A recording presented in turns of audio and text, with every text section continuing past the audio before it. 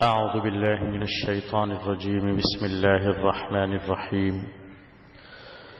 وإذ قال الله يا عيسى ابن مريم أأنت قلت للناس اتخذوني وأمي إلهين من دون الله قال سبحانك ما يكون لي أن أقول ما ليس لي بحق إن كنت قلته فقد علمته تعلم ما في نفسي ولا أعلم ما في نفسك انک انت علام الغیوب.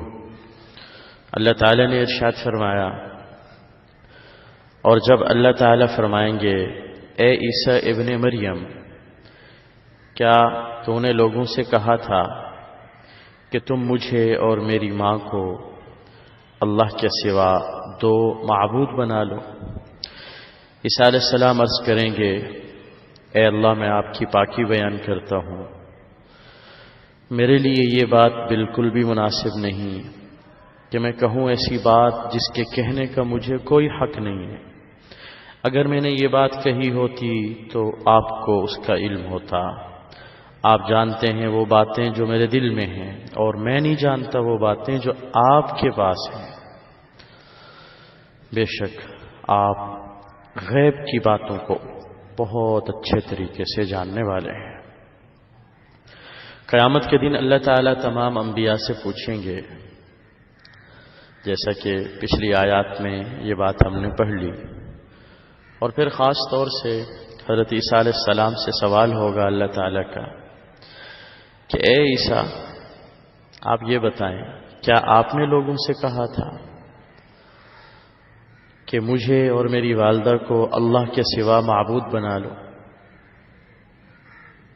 یہ سوال قیامت کے دن ایسے وقت میں ہوگا جب سب اولین آخرین جمع ہوں گے. عیسیٰ علیہ السلام کے ماننے والے نصارہ عیسائی بھی جمع ہوں گے. ان کے سامنے یہ سوال ہوگا، اے عیسیٰ، کیا آپ نے لوگوں سے یہ بات کہی تھی کہ وہ آپ کو یعنی عیسیٰ علیہ السلام کو اور آپ کی والدہ کو معبود بنا لیں؟ کیا آپ نے دعوت دی تھی؟ حضرت عیسیٰ علیہ السلام برملا سب کے سامنے جواب دیں گے، اے اللہ، میں آپ کی پاکی بیان کرتا ہوں اس بات سے کہ آپ کا کوئی شریک ہو. ایسا ہو ہی نہیں سکتا کہ آپ کے علاوہ کوئی معبود ہو. میرے لیے یہ شایان شان نہیں ہے کہ میں شرک کی دعوت دوں، لوگوں سے کہوں. اگر میں نے ایسا کہا بھی ہوتا تو آپ کو علم ہوتا، آپ کو پتہ ہوتا. چونکہ آپ کے علم میں نہیں تو میں نے کہا بھی نہیں. میرے اندر میرے نفس میں جو کچھ ہے اللہ آپ جانتے ہیں. میں نے کہا بھی نہیں ہے، میرے دل میں بھی نہیں ہے یہ سب کچھ. آپ تو اے اللہ غیب کی باتوں کو جانتے ہیں. میں تو لوگوں کو توحید کی دعوت دیتا رہا.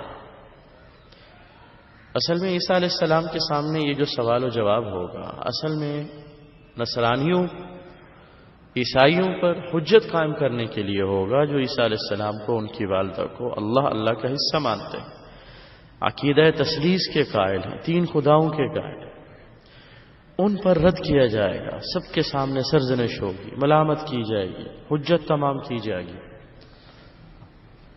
اور یہ چیز اللہ نے آج قرآن میں بیان فرما دی تاکہ نصارہ عیسائی غلط نظریات رکھنے والے طبقات اپنے ان غلط عقائد سے توبہ کریں، باز آ جائیں، ایک اللہ پر ایمان لائیں، توحید کے قائل ہو جائیں، کفر اور شرک اور اللہ کے ساتھ دوسروں کو ملانے سے باز آ جائیں اور توبہ کریں.